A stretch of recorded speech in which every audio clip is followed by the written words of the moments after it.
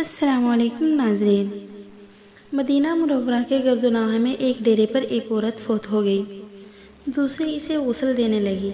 जो गुस्ल दे रही थी, जब इसका हाथ मरी हुई औरत की रान पर पहुंचा तो इसकी ज़ुबान से निकल गया। मेरी बहनों, जो 2-4 साथ बैठी हुई थी, उनसे कहने लगी, ये जो आज औरत मर गई है, इसके तो फ़लाँ आदमी के साथ ख़राब ताल्लुकात थे। गुस्ल देने वाली औरत ने जब ये कहा तो कुदरत की तरफ से गिरफ्त आ गई। इसका हाथ रान पर से चिमट गया। जितना खींचती है वो जुदा नहीं होता। जोर लगाती है मगर रान साथ ही आती है। देर लग गई। मैयत के वर्सा कहने लगे, बीबी जल्दी गुस्ल दो, शाम होने वाली है। हमने जनाजा पढ़कर इसे दफनाना भी है। वो कहने लगी कि मैं तो तुम्हारे मुर्दे को छोड़ती हूँ मगर वो मुझे नहीं छोड़ता।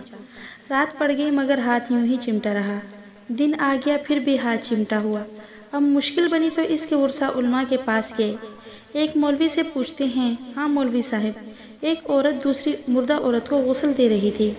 इसका हाथ इस मैयत की रान के साथ चिमटा रहा, अब क्या किया जाए? वो फतवा देता है कि छुरी के साथ इसका हाथ काट दो।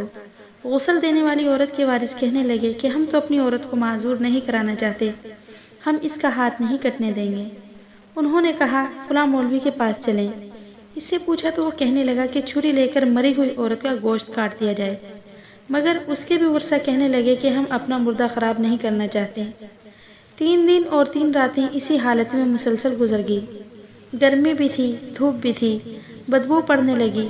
गर्दनवा के कई देहातों तक ये खबर पहुंच गई। उन्होंने सोचा कि यहाँ ये मसला कोई हल नहीं कर सकता, चलो मदीना मुनव्वरा में जाते हैं। वहाँ हज़रत इमाम मालिक इस वक़्त काज़ी और कज़ात की हैसियत में थे।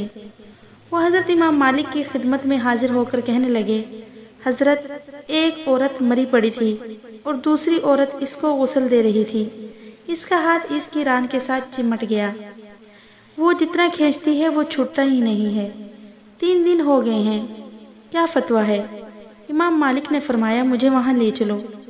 वहाँ पहुँचे और चादर की आड़ में पर्दे के अंदर खड़े होकर गुस्ल देने वाली औरत से पूछा, है बीबी, जब तेरा हाथ चिमटा था तो तूने जुबान से कोई बात तो नहीं कही थी? वो कहने लगी, मैंने इतना कहा था कि ये जो औरत मरी हुई है इसके फलां मर्द के साथ नाजायज़ ताल्लुकात थे। इमाम मालिक ने पूछा, बीबी, जो तूने तोहमत लगाई है, क्या इसके 4 चश्मोदीद गवाह तेरे पास थे? कहने लगी, नहीं। फिर फरमाया, क्या इस औरत ने खुद तेरे सामने अपने बारे में इकबाल जुर्म किया था? कहने लगी, नहीं।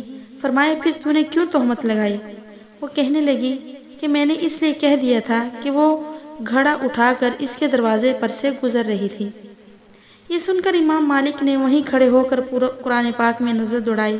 फिर फरमाने लगे, कुरान पाक में आता है कि जो औरतों पर नाजायज़ तोहमतें लगा देते हैं, इनके पास 4 गवाह नहीं होते, इनकी सज़ा है कि इनको ज़ोर से 80 कोड़े मारे जाएं।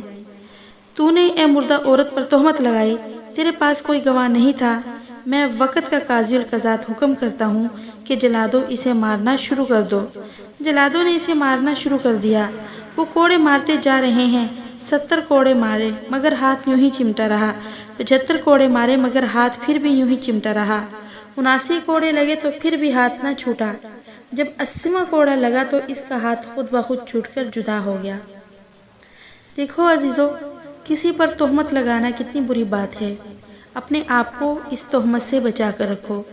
दोस्तों, अगर आपको ये वाक़या पसंद आया हो तो प्लीज़ अपने दोस्तों के साथ लाजमी शेयर कीजिएगा, ताकि वो सुनकर वो भी हिदायत के रास्ते पर आएँ और अपने आप को इस तोहमत लगाने वाले इल्ज़ाम से बरी करें। अल्लाह हाफ़िज़।